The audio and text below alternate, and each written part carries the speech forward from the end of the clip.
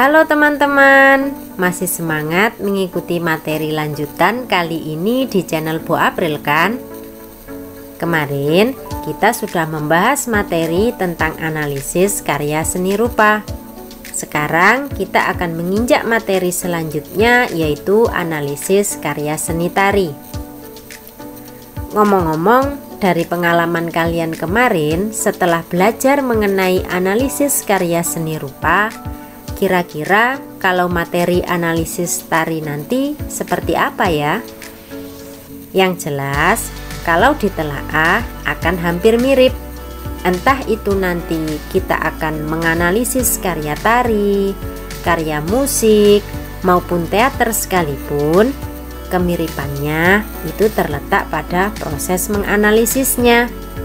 Kalau analisis seni rupa itu tentang proses dan teori pembuatan karya atau hal apa saja yang perlu diperhatikan. Nah, kalau tari juga sedikit banyak akan hampir sama. Simak terus materi video Bu April sampai habis ya. Hanya saran aja dari Bu April untuk kalian ya. Kalau belum paham betul dengan sebuah ilmu atau informasi, jangan kebiasaan di skip-skip videonya.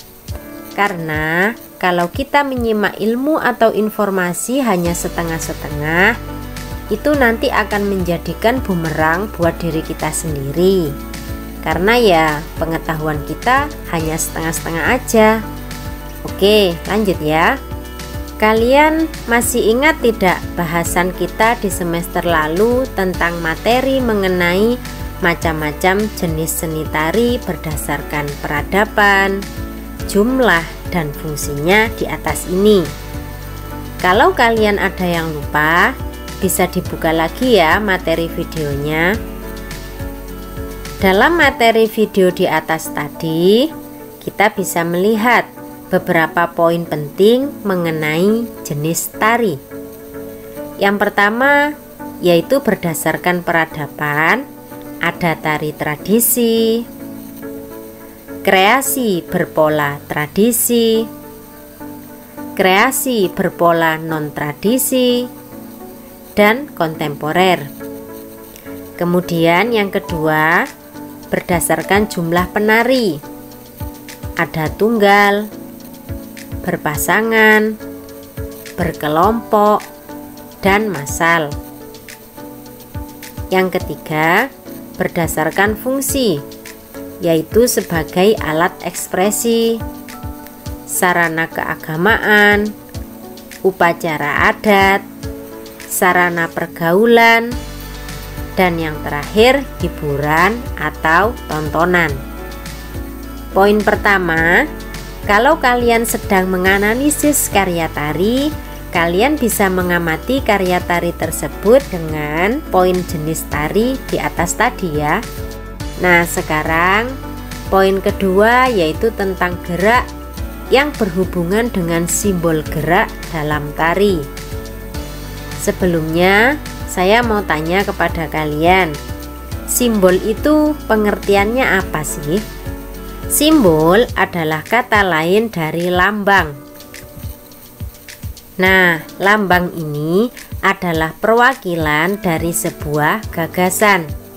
Bentuknya bisa diwujudkan dalam gambar, gerakan, atau benda yang mewakili gagasan itu tadi.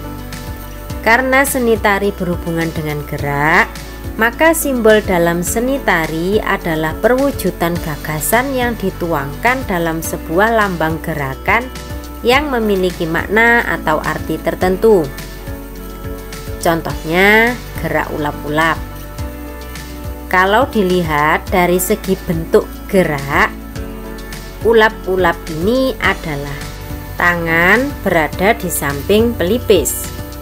Kalau kalian jeli melihat, kira-kira gerak ini apakah sama seperti gerak orang yang sedang melihat ke kejauhan? Jawabannya iya. Kenapa kira-kira? Asal gerak ulap-ulap ini adalah dari perwujudan seseorang yang sedang melihat ke arah kejauhan. Tetapi gerak tersebut sudah mengalami stilisasi. Jadi peragaan gerakannya lebih indah dari gerak aslinya. Hubungan simbol dengan analisis seni tari itu karena kebanyakan koreografer atau pencipta tari akan menuangkan gagasan atau ide garapnya melalui simbol gerak. Entah itu nanti ada dalam ragam, unsur maupun motif gerak. Tetapi yang perlu diingat, tidak semua gerakan mengandung unsur simbol ya. Kalian jangan lupa tentang penjelasan gerak murni dan gerak maknawi pada materi video unsur utama dan unsur pendukung seni tari di atas ini. Nah, simbol ini tidak hanya sampai pada gerak saja. Biasanya dalam karya tari, koreografer juga menuangkan simbol pada kostum, tata rias, properti, dan unsur pendukung pementasan lain yang sesuai dengan konsep tema atau ide garap. Sampai sini saya kira kalian sudah paham. Yang ketiga dan yang paling dasar yang perlu dianalisis itu adalah konsep. Sama seperti pada analisis seni rupa, dalam analisis seni tari kita membutuhkan aktivitas pengamatan. Biasanya dalam poin konsep ini seorang koreografer menuangkan kreativitas, tema dan ide garap cerita karya tari tersebut. Nah, konsep dalam karya tari itu di samping berhubungan dengan tema tarian dan ide garap cerita karya tari yang diambil, juga tidak lepas dari konsep garap jenis tari pada poin pertama yang sudah Bu April jelaskan di atas tadi. Bisa kita tarik benang merahnya bahwa dalam proses pengamatan konsep karya tari, kita itu menganalisis tentang kesesuaian tema atau ide garap dengan hasil karya tari yang disajikan. Kemudian yang terakhir adalah proses evaluasi. Evaluasi di sini adalah tentang kalian menganalisis detail karya seni tari dari beberapa poin tadi. Kemudian kalian menganalisis dari secara keseluruhan. Maksudnya keseluruhan pementasan atau penyajian karya tari yang sudah kalian amati. Dan hasil akhirnya akan kalian buat sebuah kesimpulan. Sampai sini dulu materi video kita kali ini mengenai analisis karya seni tari. Jika kalian ada pertanyaan, silahkan kalian tulis di kolom komentar ya.